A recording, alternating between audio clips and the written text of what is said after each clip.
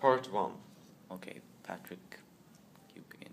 Yeah, I received this card which tells about a research which has been done globally, and it indicates young people often feels like socially disoriented, and that they are being portrayed in media as uninterested in what's going on.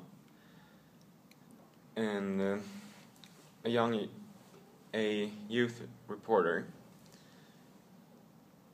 states that this depends on our generation not having the same personal connection with what is being said in the news. And therefore it is important for us to read articles that also focuses on like ordinary young people, so that we become more interested in what the news says. Yeah. Okay. So do you have any thoughts about the article? Yeah, well, I think they could be right in one way, because I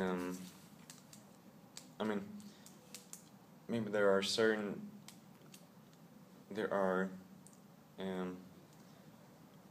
several explanations to why certain kind of groups don't feel interest in the news, but this could definitely be one reason for it. I agree about the first part. It doesn't feel like young people are up to date with the news, up to date. I don't know if it's because they're ignorant, or if it's because they don't take interest in what the news, in what's in the news.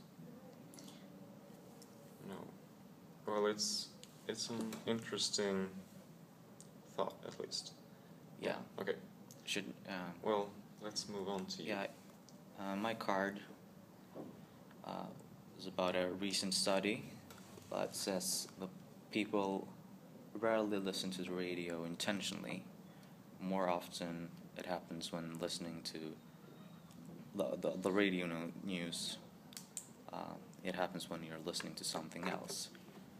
Moreover, the study states that young people are even more likely to be intentional listeners. And in the study, the study says that 80% of the teens and 70% of the young people say they are exposed to the radio news rather than intentionally sitting down to listen to the news. Okay. So what do you think? Do you agree? Do you think it's true?